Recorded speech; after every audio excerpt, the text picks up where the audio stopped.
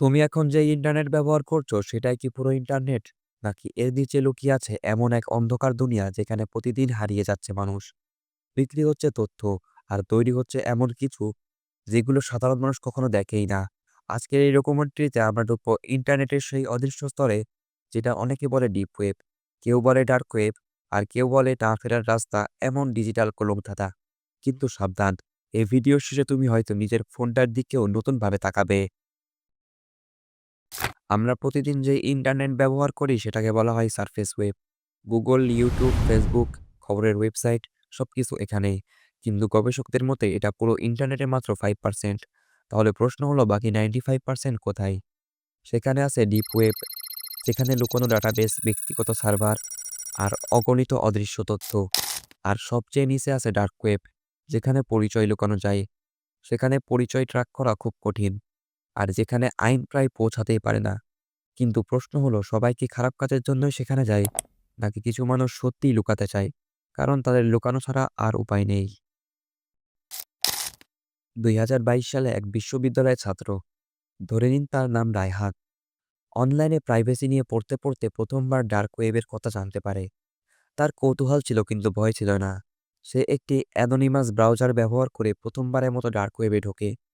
প্রথমে কিছুই অস্বাভাবিক লাগেনি, কিছু ফোরাম, কিছু পুরনো ওয়েব পেজ, কিছু আলোচনা।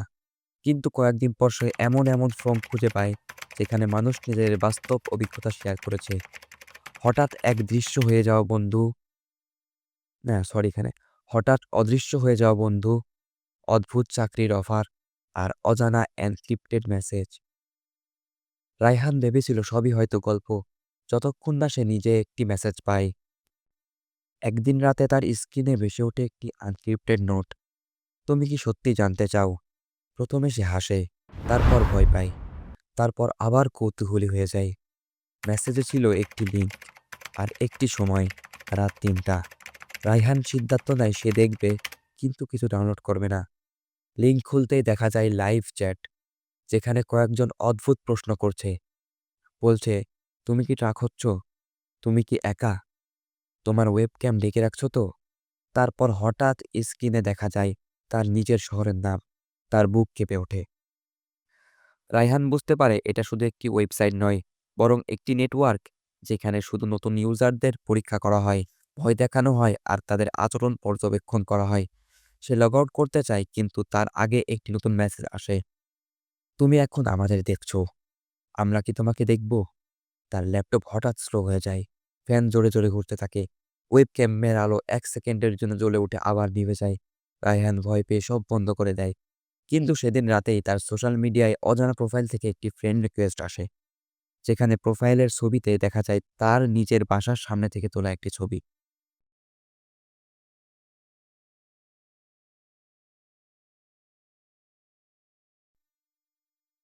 পরদিন সে সাইবার সিকিউরিটি এক্সপার্টের সাথে কথা বলে। বিশেষজ্ঞরা বলেন ডার্ক ওয়েবে অনেক সময় ভয় তৈরি করার উদ্দেশ্যে, যাতে মানুষ নিজেরাই ভুল করে ফেলে। কিছু গ্রুপ শুধু সাইকোলজিক্যাল পরীক্ষা চালায়, কেউ করে স্ক্যাম, আবার কেউ করে সামাজিক ইঞ্জিনিয়ারিং। কিন্তু কিছু ঘটনা আজও ব্যাখ্যা করা যায় না, কারণ অনেক ইউজার দাবি করেছে কখনো কখনো তাদের ক্যামেরা না চালু থাকা অবস্থায়ও তাদের গোপন তথ্য ফাঁস হয়ে যায়। এটা কি কোনো ভাইরাস, নাকি কেউ সত্যি তাদের নজরদারি করছে?